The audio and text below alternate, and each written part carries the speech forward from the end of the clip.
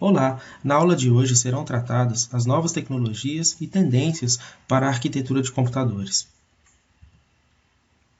Vamos a um desafio. A computação precisa melhorar cada vez mais a performance das máquinas. Para isso, é necessário manter o alto desempenho e o baixo custo. Então, como conseguir superar este desafio? Existem algumas estratégias computacionais. Antes de falar das estratégias, dos paradigmas, eu quero falar com vocês sobre um momento histórico chamado a Batalha de Trafalgar. A Batalha de Trafalgar foi uma batalha naval entre a França e a Espanha contra o Reino Unido que ocorreu no Cabo de Trafalgar. O Cabo de Trafalgar fica na costa da Espanha. A batalha aconteceu no dia 21 de outubro de 1805. Os navios da França e da Espanha protegiam a costa do Cabo de Trafalgar. E o número de navios do Reino Unido era muito menor em comparação aos navios da França e da Espanha. Ou seja, a batalha estava praticamente perdida para o Reino Unido. A única forma do Reino Unido vencer a batalha contra a França e a Espanha seria inovar, criar uma estratégia nova de guerra e surpreender os inimigos. A estratégia utilizada pelos ingleses foi dividir para conquistar, ou divisão e conquista. A armada francesa e espanhola protegia a costa. Os ingleses decidiram atacar dividindo a armada em duas fileiras.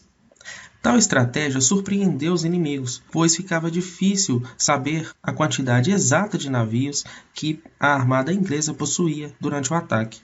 O grande problema dos ingleses era a linha de frente, pois os navios da linha de frente seriam rapidamente atacados pelos franceses e espanhóis. Mas o ataque à linha de frente protegeria os demais navios das fileiras, que virariam seus canhões e atacariam os franceses e espanhóis. A consequência da estratégia foi a vitória da armada inglesa, mesmo com o menor número de navios que os franceses e espanhóis. Bom, mas o que isso tem a ver com computação? Vamos lá. Na computação, existe um paradigma na construção de algoritmos chamado de paradigma de divisão e conquista. É uma técnica de projeto de algoritmo. A ideia foi utilizada originalmente por Anatoly Karatsuba em 1960, num algoritmo de mesmo nome. Um algoritmo consiste em dividir um problema maior recursivamente em problemas menores, ou seja, dividir para conquistar, até que o problema possa ser resolvido diretamente. A técnica de divisão e conquista soluciona o problema através de três fases distintas. A primeira fase é a divisão, onde o problema maior é dividido em problemas menores e os problemas menores obtidos são posteriormente divididos sucessivamente de maneira recursiva. A segunda fase é a conquista, na qual o resultado do problema é calculado quando o problema é pequeno o suficiente. E a terceira e última fase é a combinação, na qual os resultados dos problemas menores são combinados até que seja obtida uma solução do problema maior. Na arquitetura de computadores, existe um paradigma bastante semelhante: o paralelismo. O paralelismo consiste na execução de duas ou mais operações ao mesmo tempo pelo computador, por um sistema de computadores ou pelo processador. A figura ao lado representa um processamento serial, na qual os dados são processados de maneira enfileirada.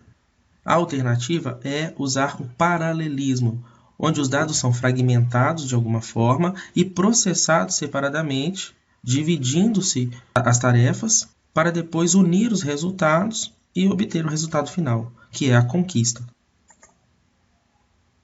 O processamento em paralelo pode ser realizado por multicomputadores, por multiprocessadores ou por sistemas híbridos que utilizam tanto os multicomputadores quanto os multiprocessadores.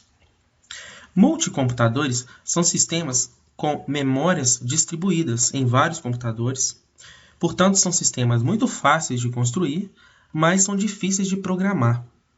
Já o sistema multiprocessador é um sistema de memória compartilhada.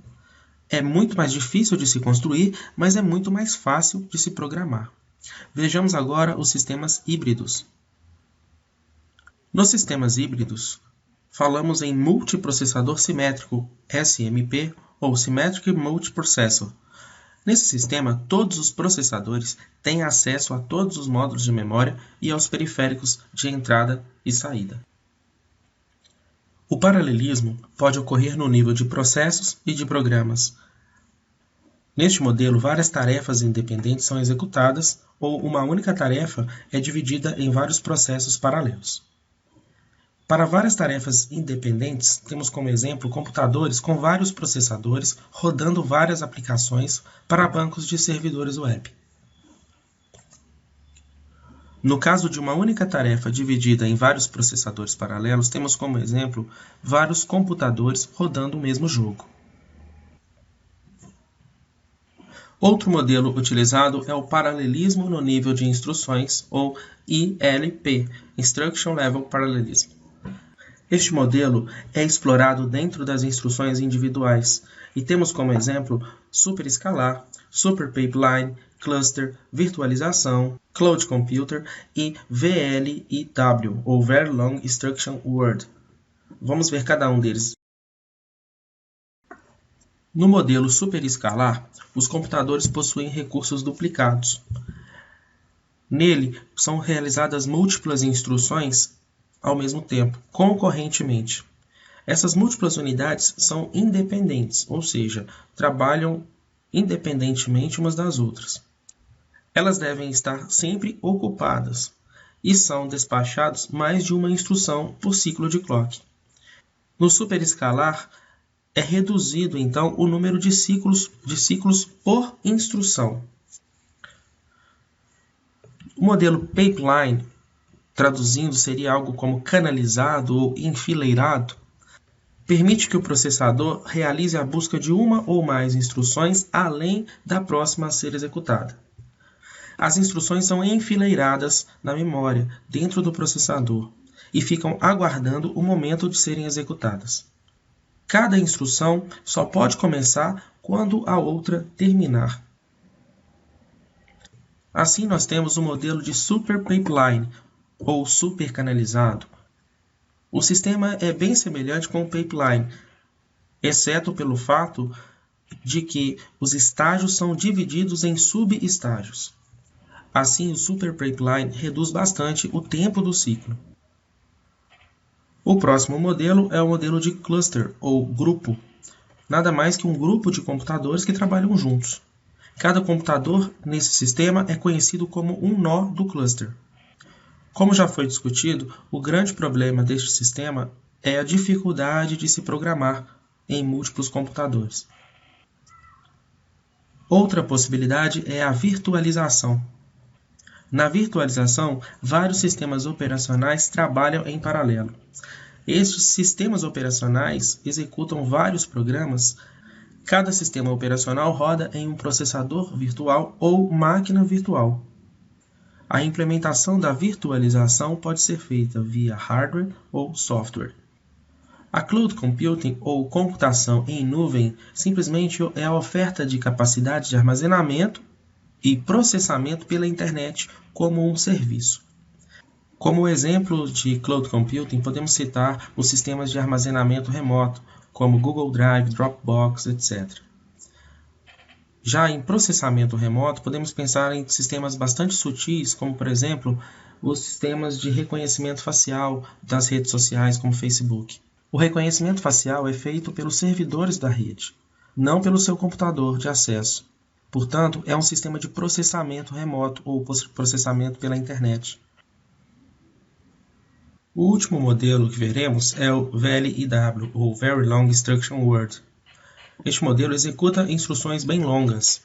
Cada conjunto de instruções é composta por múltiplas operações que tentam alcançar níveis maiores de paralelismo de instrução. Já cada conjunto de instruções longas é formado por um conjunto ou subconjunto de operações que podem ser executadas em paralelo. Uma outra forma de aumentar o desempenho dos computadores é utilizar uma arquitetura de 64 bits.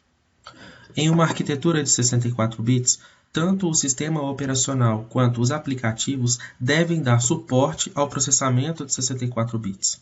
Portanto, Um aplicativo de 32 bits não funciona adequadamente com o sistema de 64 bits. Só para descontrair, vejamos uma tirinha. História real enviada por Lucas Batista. Por que você não instalou o antivírus no meu PC? Desculpe, mas o seu sistema operacional é 64 bits e o antivírus que tenho aqui é de 32. Ah, muito bem. Então instala 2 vezes que dá certo. Na próxima aula veremos os métodos de determinação do desempenho dos computadores. Até lá!